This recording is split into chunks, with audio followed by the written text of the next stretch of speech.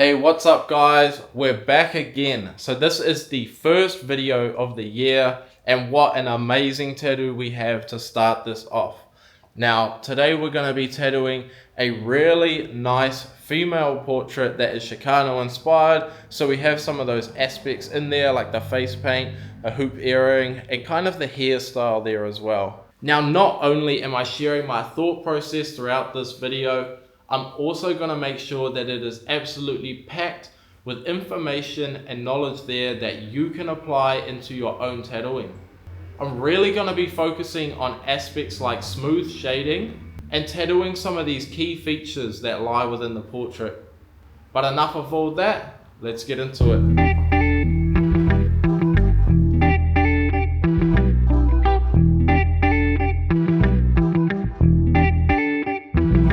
Okay guys, so after a quick look at our stencil, we're now going to apply that, and here I'm using Metrix's stencil primer.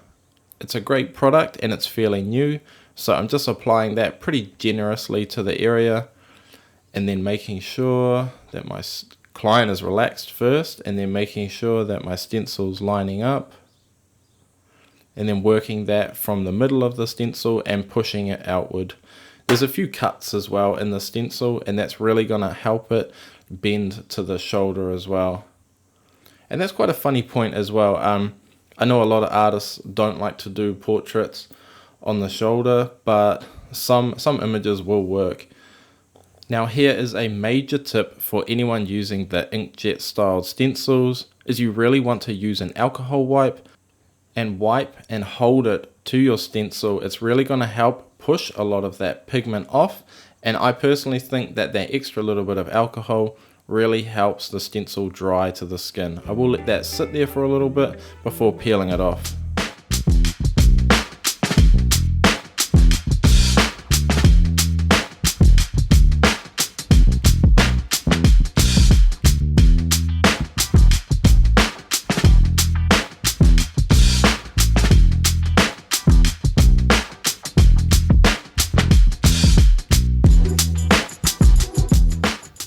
Now just one more thing before we start. I would love it if you guys would share to your Instagram stories a shot of your guys' TV or whatever you're watching this on.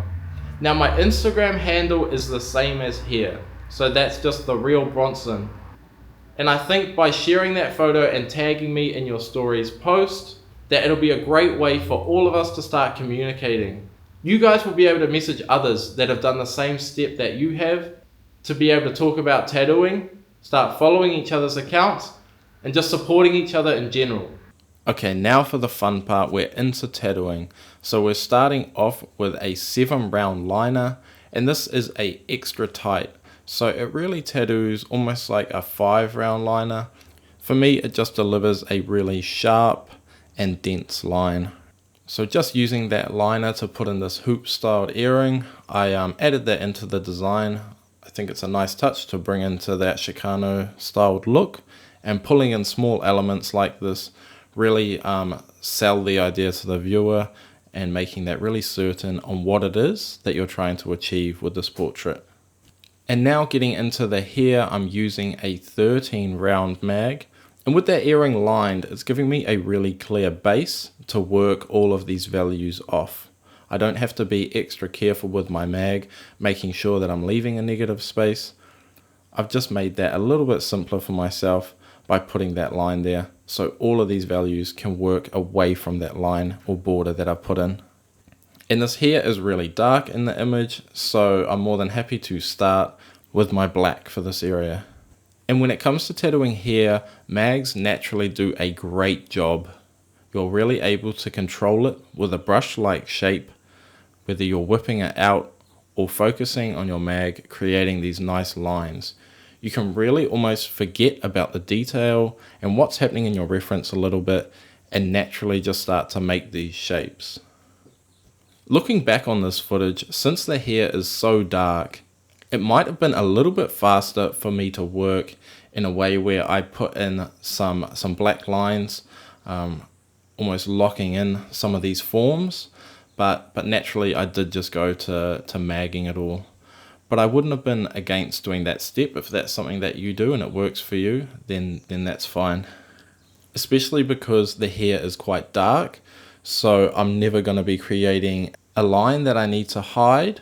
And since this is Chicano styled, it is a little bit bolder, and some of these lines are a little bit sharper. So there's nothing wrong with having that effect in the hair. So apart from the odd little hits with my liner, I am just using my 13 round mag and really focusing on packing that in nicely, making sure that every area that I'm touching, I'm kind of completing. Trying to find a process in this tattoo that I can keep applying to these sections of hair. And this 13 round mag really fits this reference and the stencil that's on the skin. If I tattooed this image a little bit smaller, it would probably be a 9 round mag that I'd be using just to naturally fit these small pockets that the hair is making and the forms that it's making. Now that we've made some good progress on this early stage of the hair, we are starting to work close to the portrait. So it's really good to not lose sight of that and to step over if there's any risk of your stencil rubbing out. So I'm just lightly putting in this soft edge onto the jawline and then continuing to come back to the hair and starting to pack that black.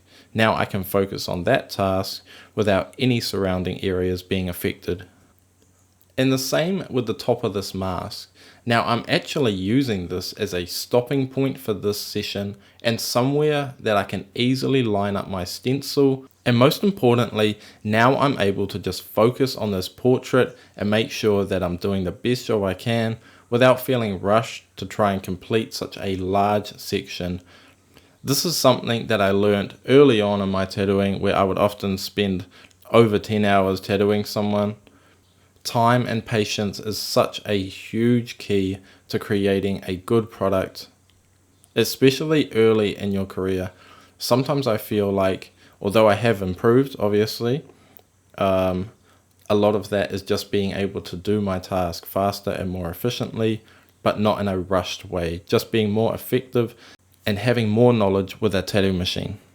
Now here I'm using a 7 round liner extra tight with a slow hand speed just to make sure that this is a really crispy area of the tattoo. I really want this paint style on the face to pull in a lot of attention, and a nice crisp line is a great way to do that. So you'll see I am choosing to double line and then come back and fill this, rather than using something like a 9 round shader that could just single pass this. Overall, it's just not going to carry that same amount of sharpness, especially as the tattoo ages. We all want our clients to come back in 5 or however many years later with the tattoos still looking really good. And I've noticed with my 10-year tattoo career that the patience and the extra time spent on making a really honest and good looking tattoo really shows down the line when your tattoos are a few years healed. So my advice to you would be always create art at your own pace and your own way.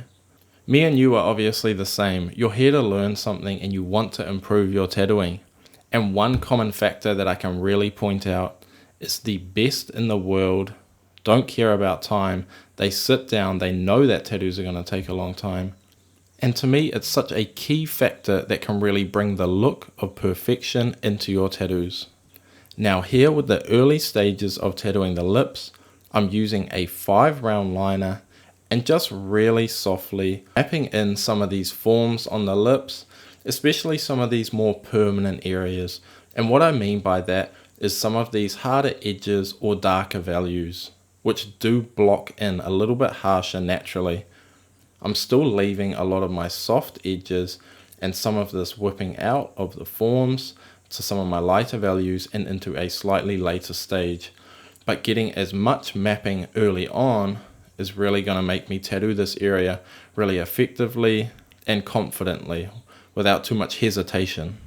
And even though the 9 round mag is pretty big in comparison to the form that I'm tattooing, it's really great for blocking in some of these early stages. Some of my definite shadows working in with this kind of dark midtone. And this is a great way to work blocking in forms. Just like oil painting, the faster you can get to blocking in and having a saturated area to the correct values, then you can really start refining that shape and adding in the detail or leaving the negative space that that area needs. And this muddy midtone, sitting a little bit darker than the midtone naturally, is a really great value for mapping in a soft aspect. With the lips, there's not exactly 90-degree sitting in that form, so everything is a little bit soft on the edges, especially in some of these shadows that might appear really black. If I can get this value in first, then I can more confidently push a black into that area, and this shadow section will look a lot cleaner with a more accurately tattooed black.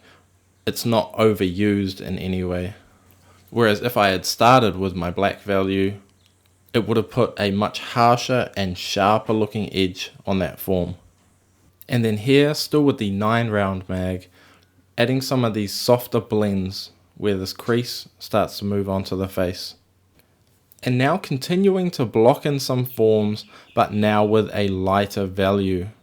Just showing the importance and care that you need to take where I didn't overwork a darker value. I'm always trying to use the correct value for that area. Now just lining this edge with my 7 round liner. And traditionally, this may not be a step that I will take, but I did feel it was really fitting for this portrait, especially being that Chicano inspired portrait. And now I've switched to a 7 curved mag. This is great for packing in these really tight forms and areas in the lips and some of these smaller aspects that you'll naturally find when tattooing portraits for the eyes and the nostrils and areas like that. And it's a cartridge that really gives you so much accuracy, really allowing to have a lot of control on what you're doing with your black in some of these small areas. Here, I still don't want it to just be a solid pass of black like something a round shader might provide, but I do want it to have a harsher edge here at the top, and I want that to slowly whip down a little bit. And with a 9 round mag, it's definitely small enough and providing a solid enough fill for these forms. And now that this area is really nicely blocked in, I have all my borders for these values to sit, these small forms that sit in the shape of the lips. Now all I have to do is the easy part of getting the right value to saturate the right areas. And I'm doing that now with a 9 round mag. So really just using this nice full midtone to fade up into this lighter area here at the top of the lip. And just being quite loose with that and allowing that same value to saturate some of the teeth as well. I really do love this light opaque styled value. Once your forms are mapped, you can really overuse this value and just pass it over the area, creating the right amount of saturation. And you can always go back and darken it to add more detail into your shadows if needed. But here, just speeding up this section, I am using my light value and really focusing on creating a clean negative space for my highlights to sit. If I can, and especially in important areas like the lips and the eyes, I do make sure that I don't touch where I'm going to use the white to give that white ink the best chance at really popping out and looking good as the longevity of the tattoo. And like I just talked about, now I'm doing the step of making sure that my values are really correct and true. So using a darker tone and applying that where it's needed. Once I've done that light level of saturation, that's really all that's left in the area, is creating that true value. And it will naturally create a really smooth gradient working on already worked skin where I had already applied that light value. Now a few brushes with a light value that really ensured that the skin was saturated well, creating a nice heel before now moving up into the nose and starting some of that early sketching with a 9 round mag and fairly light pressure on the skin. I'm not trying to create anything too permanent and definitely not too harsh of an edge. Just starting off blurring some of these forms into my next area, Sharpness can always be added later, but it's really not a step that you can take back. Especially here on the light side of the portrait, the nose really isn't creating any shadow and no harsh change in the angles. It really just softly joins onto the face. And if you look in the mirror or even run your hand on this area on your own face, then you can feel how soft the changes are there. It's really just more of a hill, so you don't want to put any harshness there. Just keep everything nice and soft, soft value, soft pressure on the skin, and using a round mag. Slightly darker or slightly more saturated can really just be achieved with more light passes rather than one heavy hit in that area. Here we have a slightly harsher edge leading onto the shadow side of our portrait. Now I'm still using a 9 round mag in this early stage just to work out what's going on and to really provide the correct amount of sharpness in the edge that was sitting on that form. I'm in no rush to create sharpness, but rather slowly sculpting areas up. And as I'm getting further through the nose and higher up in the portrait, I still drop down at times to apply some final touches to the lips. And I hope you guys can see what I'm doing with my mag here and the care that I'm really taking to make sure that soft edges where that gradient is dark to light or light to nothing, just making sure that that gradient's really there, never harshly using my mag. But now that my nose is confidently mapped in with mid and light values, I can start to apply the black. And I'm doing that with a 9 round mag, as it's not going to apply too much of a harsh edge on any of these areas. I still want to give the softness of the nose that nice natural curve that it has in all these areas. And with that complete, now I can start mapping higher up the nose onto more of this bridge section and also start lining out this side of the portrait. And again, with that now done, I can continue to map higher with the nose, further up the bridge, closer to the eyes. With that early mapping done for that section, it allows me now to drop down on the nose and also below the lip here to put in more of these shadows, doing some early work to the face values and some of that form, and the hair and the black values that lie to the left of that portrait. Because I think without doing that, that stencil will definitely rub off. And although it's a minor aspect, something that could be easily put in there, I did have the area stenciled, so I might as well lock in that really accurate information for zero risk of any mistakes. Now lining up a little bit further up the portrait, because now I can start working up a little bit higher as I start doing more mapping and groundwork on the lower stages of the portrait. You can see throughout this whole tattoo, no area is really rubbing out ahead of time with me doing these steps. So it's a really great key to bring into your own tattooing. And now using the 9 round mag to pack in this area that I really nicely lined previously in the video. But I'll just speed through a bit of that because it really is just simple packing, 9 round mag, taking my time to make sure that it's really saturated with a nice slow hand speed and a few passes. Now I really am never in a rush to create some well packed black. I really do think it is the anchor to all of these values looking true. So yeah, it's something that I really take my time on. And with that complete, now we're on to the nose, working in some of these really nice dips in the nose and creating these contours that lie within the form. So just for this early stage, I'm just using a light value, a 9 round mag, and not too much depth. But there is a lot of tension on the skin. Now that's something that I haven't talked about much before. You do really want to stretch the skin a lot. It's going to help the needle do what you want it to do and the ink to get in there on these early passes. Without stretching the skin too much, it will lead you into problems like really overworking areas because there's not going to be enough tension on the skin to get that ink in there properly.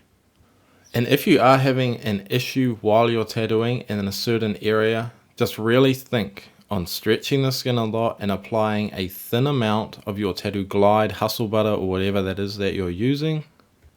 I've had multiple instances with apprentices not being able to get ink into an area properly, especially with lining and something that you want to be really first pass and clean, where I've just reminded them to stretch the skin a lot with a very thin amount of their hustle butter or glide, whatever they're using, and it has solved that issue for them. So now I'm just using my 23 round mag to get in some of these larger shapes of the hair. And you can see I am lining with it there. So just on its side, really slowly and without too much pressure, putting in a line and starting to pack in to create that form. And let's just put some emphasis on the fact that I'm not using too much pressure when I do line with mags, because there is a lot of needles hitting the skin over and over when your mag is turned that way. You know, you've got those 23 needles all lined up now. And now a small packing pass, so slightly turning the mag to open it up a bit more, and a bit of a heavier hand behind there. Now we're starting onto the eye, and here I'm using a 3 round liner and starting with my black value, as there was a lot of dark areas sitting in my reference, so I can confidently do that. For a lot of these eyelashes, and some of the shadows are really bold. Now I really take my time when it comes to tattooing eyes, as you should. So at times I'm really just skimming this liner across, putting in some early mapping stages on where these eyelashes are gonna appear from. And with that line put in, I can really just focus on doing the eyelashes in the right direction. It really is early structure in an area makes it really effective to tattoo, taking a lot of thinking out of the mix. So now we're starting to complete a lot of the early mapping, especially for line work of this eye. Moving on to the pupil and the highlight of the eye. Now make sure whenever you're outlining this highlight to leave it blank for your white, that you are outlining on the outside of your stencil. You don't want it to close in too small, and definitely don't want to lose that highlight sitting in the eye, as it really does bring so much life to the eye and your portrait. Now with a lot of that black mapping done, now I'm going to start using a slightly lighter value, more of a mid-tone, to not create too harsh of a border where that starts to form the shape of the eye. With that lightly mapped in, I now have a pocket to start packing some black into, and working off that hard edge, which is now the top of this line, and trying to create a softer edge with my mag where it starts to roll onto the eye from that shadow of the eyelid. And that black value is going to roll right under the top, the full length of the eyelid, being slightly softer where it's coming into the edge. And now I'm using that black value to start some early mapping on these surrounding shapes and the pupil as well. Really taking my time to create that soft edge with a darker mid-tone here. I don't want anything to be too harsh on the eyes. And this mag is also a great size to really softly put in these hits and details of the iris. It really accurately provides the look that we need, that heavy tone and that right direction going in towards the pupil there. Now just blacking that in with a liner to make sure that this is really nice and solid. If I had packed it any more than this, I think the police would have arrested me for assault. But it's so important, like I've mentioned so many times in the past, to really focus on packing in your black values. What is black in your reference is such key identifying features and structure to a lot of these important forms. And if you are new to tattooing, I think there's quite a common misconception that you can really pass over the skin more than you think, especially if you're using the right tools and your techniques are correct. So you'll see me hitting areas quite a few times, even if it's a lighter value.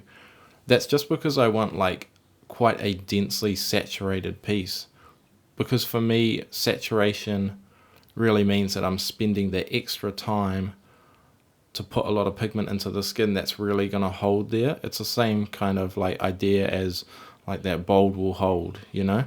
Even with a lighter value, more passes as if that's a color is getting a lot more pigment into the skin at the proper depth, like in the dermis, is just going to hold and last, creating a really good tattoo for your client. And that's really what's pushed me to include a slight hit of opaque into the whitewash that I'm using. It really gives an accurate value that I can pack into the skin without that value changing too much. Rather than some black washes and things like that, that opacity is really like determined on how many passes and how light. Whereas the values that I'm using, they're not going to stretch too much past where they're supposed to be by packing them more and things like that. As if you have a black wash that's like a 50% ink cup and you keep packing that, you're going to be able to achieve black with that value. So now I'm just using my light value. Now that all of my form is really locked in on this eye, I have my darker values in there. So it's allowing me to really accurately see where I need to place these lighter values without a lot of that black in there. And if I start doing some of this like external of the eye shading, it would be really easy to get that value incorrect. But here it's sitting really correct and true to my reference already with those values that are in there. So yeah, it really makes finding my values super easy. And you can see my process through this tattoo is really getting these key features locked in. With this kind of Chicano styled paint on the face, I really don't have to worry about this cheek stencil kind of fading, because I can see on my stencil where these values are lining up to that Chicano face paint. So I can leave that till last. I can just lock in my key features and then working on my values for the face and creating these nice soft forms that are going to sit there. And you'll see that process shortly, but it really does make it so fun tattooing these portraits, because after you've tattooed kind of all the hard stuff, you can just get a light value and a large mag and just create these really soft values, saturating areas and stuff like that. So now you can see we're onto the other eye, but I think it's fair that we can just skip through a lot of that. So I'm just going to speed that up for you guys, because all of these steps are really repetitive to what we've just done. And while this is all going through, we can talk about some of the products that I'm using on this tattoo. So with the machine, I'm using the Cheyenne Sol Nova Unlimited 2, and I'm using that on the responsive mode 1 and about 8.8 volts. So yeah, I'm really liking the machine. I think it's a little bit of a slightly nicer heel. Doesn't do quite as much damage as the Fold Pro was doing. But in saying that, I got used to the Fold Pro, and yeah, that was a great machine as well. And this is also, the Cheyenne is a 3.5mm stroke. So the Fold Pro was a little bit of a heavier throw on that stroke. So that's probably that feel that I was talking about. And if you would like to purchase the Fold Pro machine or any Dragonhawk products, I do have a 10% discount code with them, which is all lowercase, the real Bronson -10. So you guys can make the most of that. Now I did also really like their WJX needles, which you can get on the website. I think all of them are great. The liners and the curved mags. But these cartridges that I'm using now, they're pretty game changer really. Like, they really just want to create a smooth product. Now it is a 30 gauge, so that's kind of the bug pin setting. But even in comparison to Quadrant and other brands, I do prefer these metrix needles. So yeah, that's the name of the brand, Metrix. They're pretty new as far as a lot of these really up there brands go. So it's cool to see something like fresh on the scene. And I'm always a little bit scared to try new products. I like to just find something good and stick with it. But yeah, these are really nice and smooth. I used to be able to pretty much tattoo a whole tattoo with a quadrant 13 round mag, but metrix is really pushing me to use the right tools for the right job, which is something that I like as well. Although it's a little bit different, and sometimes I'd love to be able to just create a texture with my mag as well. Yeah, like I said, it's just getting used to creating the right tools. Their round shaders are great. I found a lot of other brands, the round shaders just didn't really work for me. Some were fine, but in general, I had actually taken round shaders kind of out of the tools that I used, really, because I wasn't really happy with what they were doing. Apart from for lining, round shaders were all good for that, especially in the past, but yeah, I'm able to create something nice and soft with a round shader now as well, which is something that I'd really like to do, especially tattooing realism. Yeah, you kind of need to be able to do a little bit of everything with each needle. And we can come back to this topic shortly, but I'd just like to share with you what's going on in the video. So now that all of kind of my main aspects and forms of this portrait are all locked in, I'm now moving on to that really fun stage that I was talking about, which is saturating kind of the in-between of all of these forms and facial features. Now this is majoritarily done with my light value. There was a little bit of mid or slightly darker than values to create the edge of the shadow from under the nose and under the lips, but majority of this is done with a light or an extra light value. And this pass really isn't creating too much form because so much of that is already done with what's sitting on the portrait. It really is just saturating these right areas with the right value and creating some of this final softness where these facial features join on to the rest of the face. So from the crease of the lips and under the eyes, areas like that. And I've left so much of this footage in this video and none of it is sped up because I really want to show the importance that all of these small hits really bring to the portrait, even at such light values. Especially this area on the lip, such delicate areas where there's not too much of an edge, it really is just the lightest value blending to this nothing value.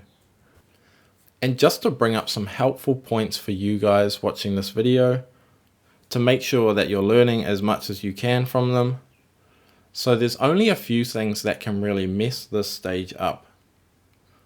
One would be using the incorrect value, oversaturating into an area, so closing off or eliminating fully your negative space.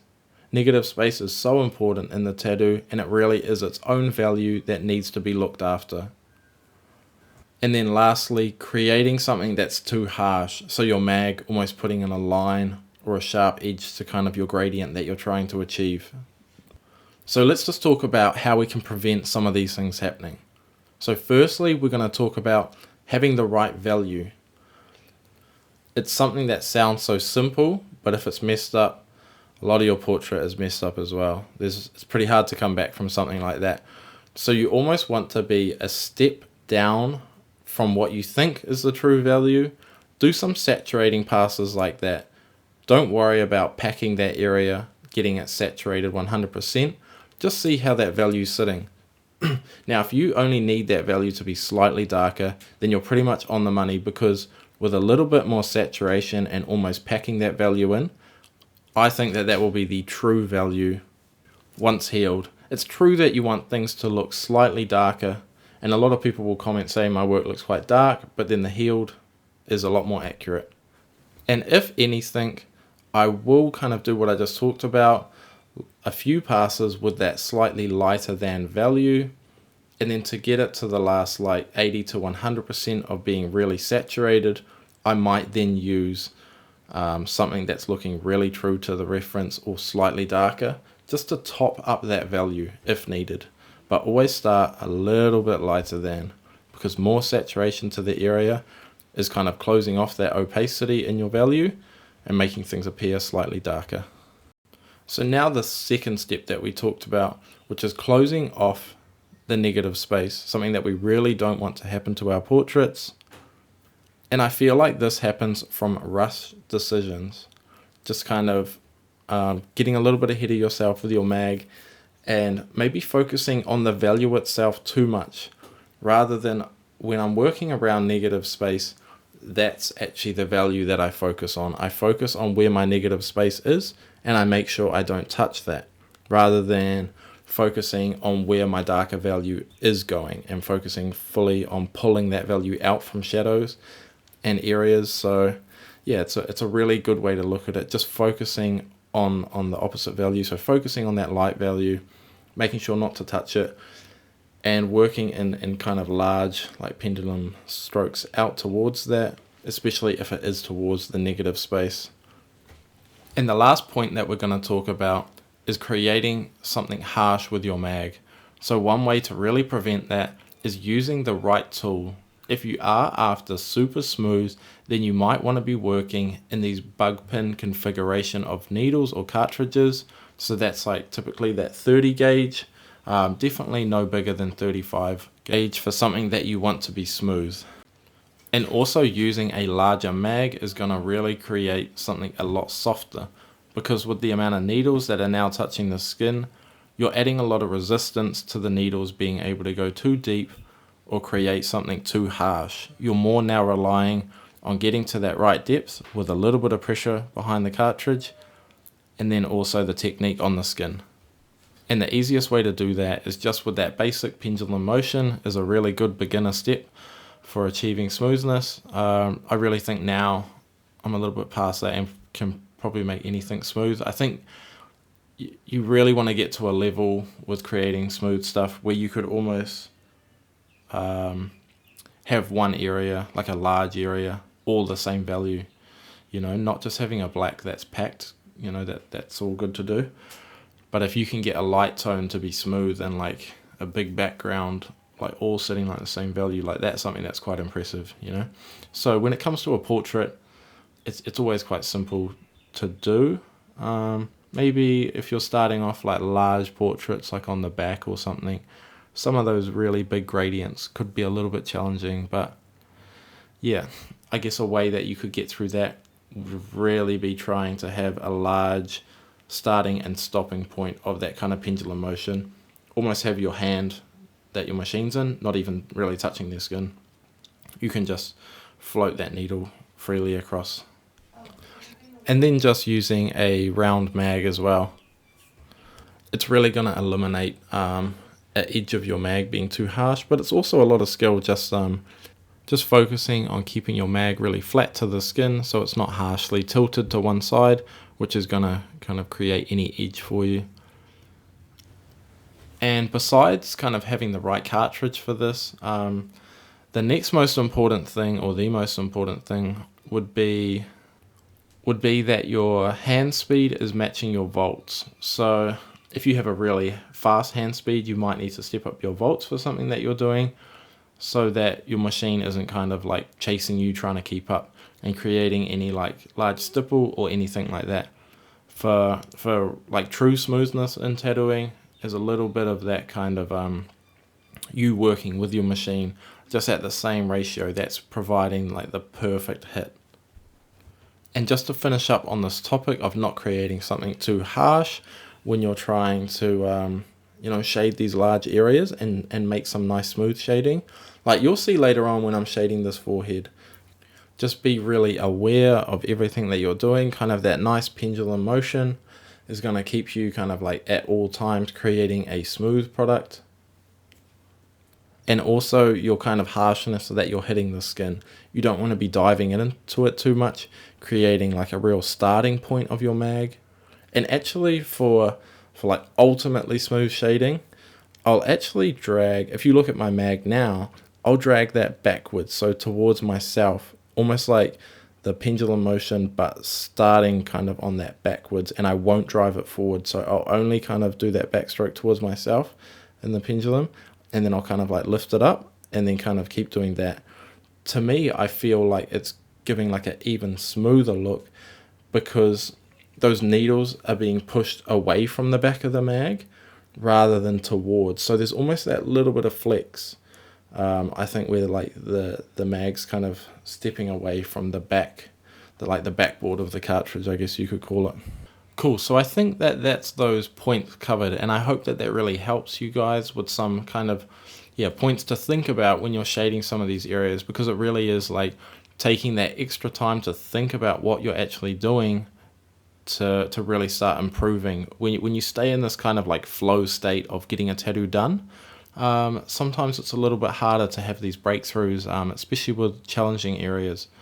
But yeah, just think about some of these things while you're doing it, and maybe have a look at my hand speed, and actually how I'm shading these areas and what I'm choosing to do, because it's a lot of these personal decisions on what you decide to kind of really bring out of your reference that make a portrait look a certain way. Like I've had other artists influence how I've tattooed by saying like, oh, I like to shade this area like this. Actually, this area that I'm tattooing now, one of my friends, Scotty C, he's a great tattooist. He was telling me, to kind of always saturate that area. So I find even in references where it's not too strong, I just find myself putting it in there because I kind of know that it's true, to have that small kind of dip there. And now that a lot of my light values have done, I'm kind of moving on to this extra light, which is allowed to pass over the light values because I'm working from dark to light. So I can almost every stage become like a little bit looser with my hand, and I always leave a little bit to be saturated. So if I'm working with my extra light, I might just get it up to like 70% saturated, and then I'll allow my extra light to carry into that value as well. That really helps to achieve a super smooth gradient, having your values really like puzzle into each other rather than just whipping one out and then starting the other from that finish point. And you can see here just a really nice like pendulum motion there. And a lot of that really, like there I was kind of driving the mag, so not too much of a pendulum, and there again kind of like a little bit of a pack. But there's a lot of like other kind of like tips and tricks going on, a little bit of magic that I can't tell you guys. I'd be in heaps of trouble if I shared those secrets. You guys should know by now that you're not allowed to like help others in tattooing or like share any knowledge. There must be man, I'm sure like where I live, heaps of people must be like, man, this guy's like trying to help scratches or something, but yeah, that's something that kind of cracks me up as well. Like I'm really not here to be the one to teach the world how to tattoo, only to help others that kind of want to learn, just improve. Like there's more content. Like I feel like I can make a good video. I have these ideas on like, how I can structure things and all of that. This channel is like a little bit more advanced than that, I want to create like good tattoos and then just share like a little bit of what I'm thinking about. Maybe even some videos I'll just like hardly even talk about the tattoo, but just share some kind of tattoo content for people that are out there like wanting a little bit more and to definitely improve in like so many other ways really. And what a cool way to be able to track my own journey as an artist, to kind of be able to look back on my own tattoos, like what I was doing, and my capabilities really. I want to be able to share a lot of paintings and all that other stuff with you guys as well. So now just going back to, we were talking about the products that I was using and then kind of got sidetracked by what was going on in the video as well. So I think we covered the machine and the needles. Now the inks that I'm using is Xtreme's whitewash set. I think any whitewash set will be good. I'm not sponsored by any products at all, so there's really no like bias or anything like that. And then I use Dynamic Triple Black, which I really like. But I am curious on other blacks as well. I feel like there could still be room for improvement in my work with a different black ink. I'm not sure. Like there's that brand, is it that Pantera Tribal Black or something? Like that's kind of like another OG black as well. I've heard good things about that. And I see the artists who use it, like their work is solid. Their black is so nice. I actually bought, and someone let me know in the comments if you've used this. So I bought it. It was expensive. I was just like one day like, oh man, I really want to try some new black inks. And I bought it. It was like their new one. So I think I don't even remember the name. Is it, that Pantera. And this was something like gold. Let me pause this for 1 second and I'm going to Google it. Right, so it's called the Pantera ink black gold. Now it's quite expensive, but I did see like it's like a really like they're a good brand and they've made a new product. So I would think that it must be an improvement, right? Hopefully. And they talk really highly about it as well on the website. So I bought this ink and now I'm like, I don't even know if I want to like try it on someone, you know, because what if it's worse, really? Okay, and then get this as well, because like my partner and I, like we're pretty healthy and we do try stay like pretty conscious about all like natural products and things like that where we can. Like we're not psychos, but you know, we're raising kids, so we want to like look after them and ourselves a little bit as well. So on their website it says black gold is a high quality black tattoo ink that guarantees exceptional results. Like that's pretty good in itself. It just guarantees it. You can just close your eyes and tattoo, so that must be worth the money. It says its unique formula has been developed with natural fruit derived ingredients. I was just cracking up because like I've only read like one sentence and it's taking me ages. Like I'm a bit dyslexic, which is funny. So it says without the addition of chemical preservatives, making it safe to use for the skin, ensures faster healing and greater color intensity. Like that sounds crazy, but you know, like a brand can say anything. You know, I don't even know. Like, please don't take what I'm saying now and think that I'm gassed up about it and that you have to buy and use this ink, because it's sitting on my shelf at work and I haven't even opened it. So just be careful. Take everything with a grain of salt. I'm not promoting this product, or I haven't even tried it yet. But yeah, if you have tried it, please let me know what you think, especially if you were using dynamic triple black before. Now it says the ink is sterilized using gamma ray technology, ensuring greater safety and the reduced risk of infection.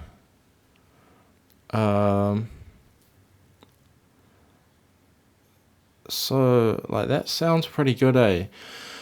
Okay, you know what I think I'm gonna have to do? I think I'm gonna have to tattoo myself with like a bit of triple black and a bit of this. And then I'd also be annoyed if this was way better, because then I remember seeing on the website that they only sell the ink in smaller bottles, and I have to order it from like other countries. You know, it's not available where I live, but if it is that much better, then of course you just have to deal with it and have a little bit of stock in that product, eh? Like tattooing really is about just kind of getting all these different ingredients in sync to create a good product. So yeah. Now I feel like it would only be fair if we had a look at Dynamics Triple Black on their website, what they're kind of saying about it, because words like really just mean nothing. But I don't want to now not talk about Dynamic Triple Black after giving the other ink a little bit of time.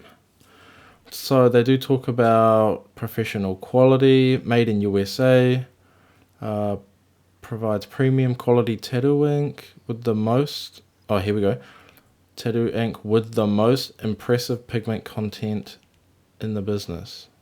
Pigment content. Okay. So they're the best in the business. Okay, so now we need to go to Dynamic. Then it goes on to say, noted for its smooth flow rate, our triple black ink is up to pieces from precise detail, blah, blah, blah. Some of their little quotes and wording is a bit weird.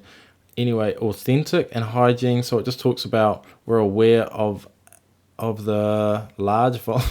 Bro, why can't I read? Man. Okay. So it just talks about that they're aware of the large volume of fraudulent products. Obviously, being such a popular brand, they've got a good price bracket, all of that. Yeah, so you got to be careful of that as well. Fraudulent products. So do make sure you're buying your inks from like a reputable place. And I know that brands are really good. If you send them photos and stuff of your bottles, if you are curious, they'll usually get back to you and let you know really fast. Making sure that their product is legit. So they talk about that they've been out since 1990, so they're quite time tested, And apart from that, there's not a lot of other like information. They're not really like gassing up their product a whole lot either, you know. They're, I guess, just a little bit humble with it, and just the product is what it is. Everyone knows that it's a good product. Yeah, I'm really like skeptical about, it's really easy to just have someone write up something that sounds good for their brand. Like, we have Pantera there with a full-on description that sounds so good. So far, moving forward, I'm just going to be using dynamic triple black tomorrow at work. And I'm not sure if I'm even going to open the other bottle. Either someone can tell me like how the Pantera black gold is, or maybe one day I'll just tattoo myself with it. But yeah, I'm not sure. Like, I'm happy with the dynamic triple black. Okay, so now we're on to the white ink. You'll see I kind of just got the hair all done there. Again, we had already completed a lot of that process throughout the tattoo, and it was all quite simple and repetitive. So I'm using Star Bright's, is it called Bright White, I think? Something like that. Yeah, so that's what I'm using there. And I'm using, I think, my 7 round liner, because I do want something nice and precise, and also something that's going to pack a little bit. So that 7 round liner extra tight is quite good for that, and it is leaving nice precise hits of white, but they're still bold enough to be there and have a little bit of a chance at aging well and all of that. And when it comes to white, I really like these small kind of precise hits rather than any form or shape that's too big. I don't like to pack with it much. I feel like once I pull a mag out with it in too big of an area, it's like, where do you stop, you know? Portraits look great when you fully saturate with white, but then in the long run, it just looks the same as if you didn't a lot of the time, you know? And I'm not really here, like, I mean that by like on YouTube to create these unrealistic, crazy results. I'm still, like, it is my top priority to give my clients the best result I can as a healed tattoo. The photo and the video kind of means nothing. And you will actually get a look at this tattoo healed as well, which is something that's quite cool. So you guys can kind of like, oh, don't do that, that's going to heal rubbish. And then you can try and roast me, but it's probably not going to work. And it's important for, like, I guess someone who's trying to like share some advice and help other people to have a little bit of proof there in what they're doing as well, you know. You wouldn't want to be taking advice from the wrong person and someone who's not showing you kind of like true results. And this tattoo is like, I haven't worked extra hard. This is just another day at work kind of tattooing, like a very standard result that leaves the studio, in my opinion. Yeah, everyone in the studio works real hard and creates really good pieces of art. I haven't yet really done like a YouTube specific piece where I've done like a huge day. Oh, maybe I'm lying. Actually, it might be one of the very first videos we did. Like, maybe we worked an extra hour or something one day, which I did because of, like, I just said, oh yeah, this is a YouTube video, so we'll go like all out. But it wasn't like a 10-hour day or anything crazy. I just give like honesty, you know, on this channel. Like, I'm not the best, you know, but we're trying. So you can see we're progressing with this white ink and still just using a liner on like really small and efficient hits. Again, moving down here in the lips, and a lot of this space, like I talked about earlier, where I'm putting in white ink, I really do want to leave clear throughout the tattoo.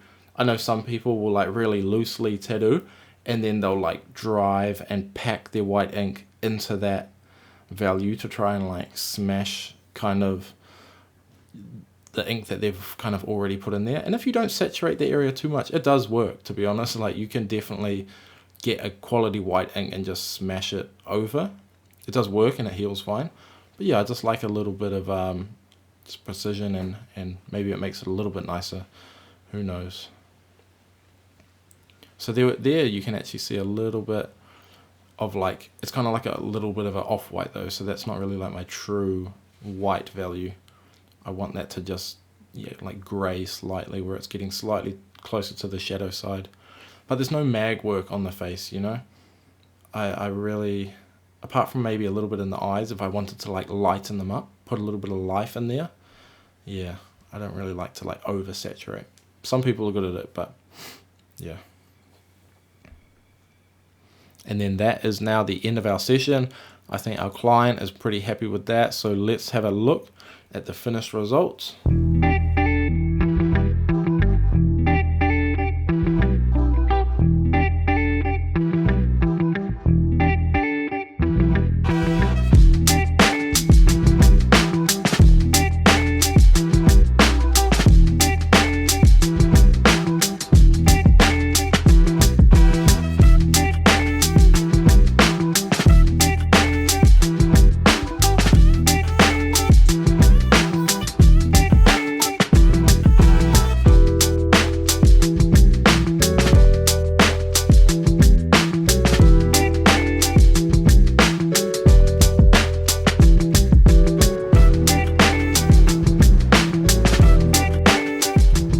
Alright guys, that is the end of the video. Now I do really appreciate everyone making it this far, and I would love it if you guys would share something to your Instagram, maybe if you guys watching it, a little shot of the screen or something like that. My Instagram is the same as here, so it's just The Real Bronson, and if you guys tag me in that, I'm able to share it to my story. And hopefully you guys can start following each other from seeing other people doing that as well, and be able to communicate and all grow together like that. Now, as always, I really do hope that you're able to take something from this video that you can apply into your own tattooing. And make sure that you like the video, that you are subscribed to the channel, and that you get involved in the comments down below. And part 2 of this video is already underway and will be out shortly. But I'll see you guys in the next video.